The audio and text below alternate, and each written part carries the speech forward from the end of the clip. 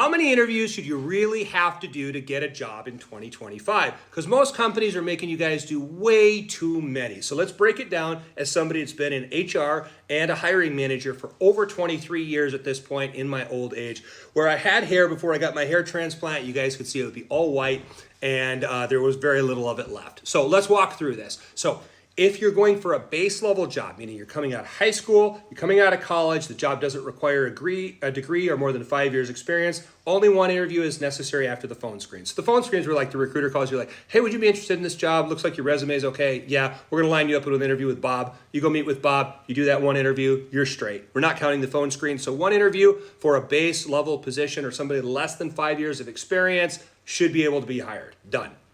Next thing, now we're going to go to any kind of a low-level manager, base level manager, like a team lead, anything else like the first level of management that most organizations have, up to like a manager level. That's going to be 2 interviews, very fair. That makes sense. Maybe you meet with the team and you meet with the hiring manager, or you meet with the hiring manager and you meet with HR and they make a decision on you, good to go.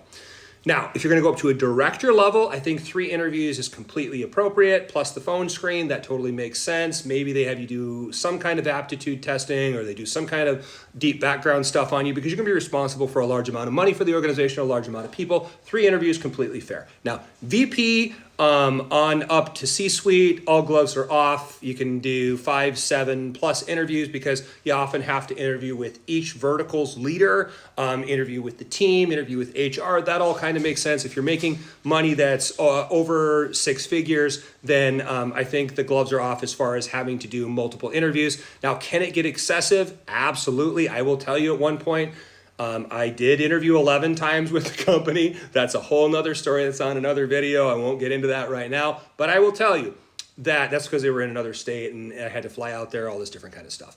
But the point of it is that even for a high level person, breaching 7 is getting absolutely ridiculous at that point in time, how much vetting has to happen between people. So I'll just tell you that I think companies have gotten completely out of pocket. Why does this happen? It happens because the actual hiring manager usually doesn't have the authority. They have to take that to their boss, and then their boss has to make the decision. So why not just have them both in the same meeting? By the way, if you're going to do an interview, just get everybody in the same meeting. Get everybody in the same Zoom, Teams, in the same room. It's not that hard.